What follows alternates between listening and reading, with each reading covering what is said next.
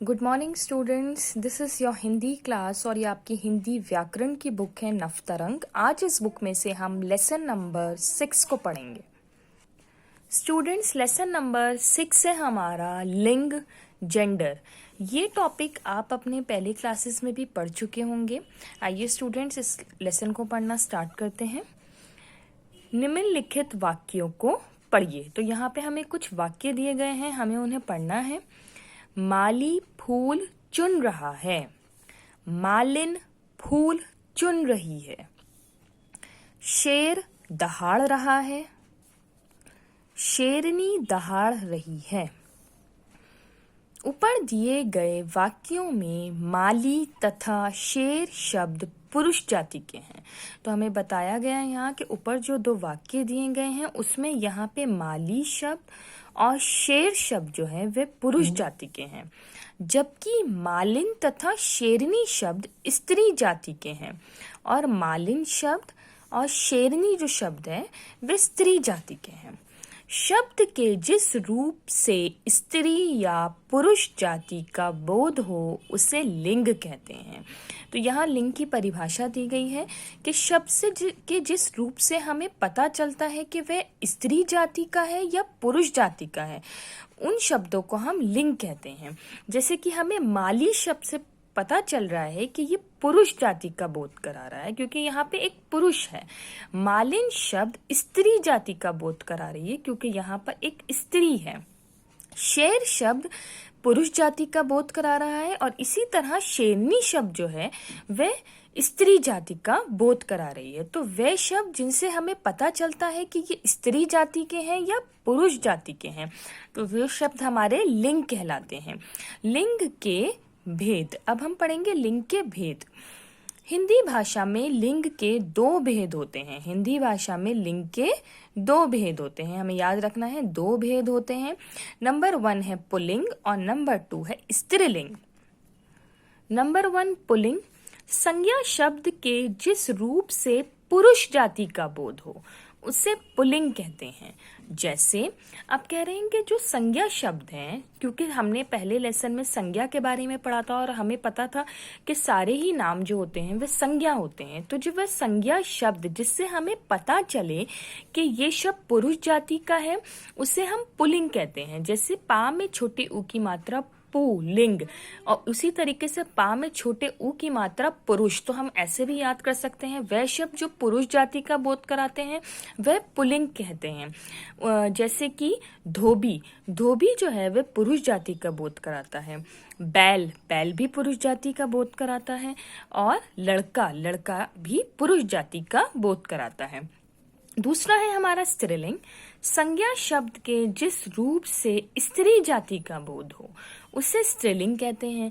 अब संज्ञा शब्द के जिस रूप से हमें पता चल रहा है कि वे स्त्री जाति का हो, स्त्रीलिंग। देखिए यहाँ पे भी स्त्री है शब्द और यहाँ पे भी स्त्री है, तो हम ऐसे याद भी रख सकते हैं कि वे शब्द जो स्त्री जाति का बोध कराते हैं उन्हें हम स्त्रीलिंग कहते हैं। जैसे धोबी शब्द जो है वह एक पुल्लिंग शब्द है और अगर उसका स्त्रीलिंग रूप हम देखें तो क्या हो जाएगा, धोबिन। उसी तरीके से बैल हमने देखा था एक पुल्लिंग शब्द है, पुरुष जाति का बोध कराता है, लेकिन उसका स्त्रीलिंग रूप क्या हुआ, गाय। लड़का, लड़का कौन सा शब्द है, पुल्लिंग शब्द है क्योंकि ये पुरुष जाति का बोध करा रहा है और स्त्रीलिंग शब्द हुआ लड़की। नीचे दैनिक प्रयोग में आने वाले कुछ पुल्लिंग स्त्रीलिंग शब्द दिए गए हैं, इन्हें ध्यान से पढ़िए। तो यहाँ पे हमें कुछ शब्द दिए गए हैं जिनका पुल्लिंग और स्त्रीलिंग दोनों ही रूप हमें दिया गया है और ये शब्द ऐसे हैं जिन्हें हम दैनिक जीवन में प्रयोग करते हैं, अपनी रोज की जिंदगी में इन शब्दों का हम इस्तेमाल करते हैं। पुल्लिंग शब्द हमें यहाँ दिए गए हैं और उसका स्त्रीलिंग रूप हमें यहाँ दिया गया है। तो स्टूडेंट, पुल्लिंग शब्द हमारे कौन से हैं, जो पुरुष जाति का बोध करा रहे हैं, और स्त्रीलिंग शब्द जो स्त्री जाति का बोध करा रहे हैं। जैसे पुल्लिंग शब्द है लड़का और स्त्रीलिंग शब्द हुआ लड़की। छात्र, छात्रा, पुरुष, स्त्री। अध्यापक, अध्यापिका। नायक, नायिका। सेठ, सेठानी। गायक, गायिका। दास, दासी। पड़ोसी, पड़ोसिन।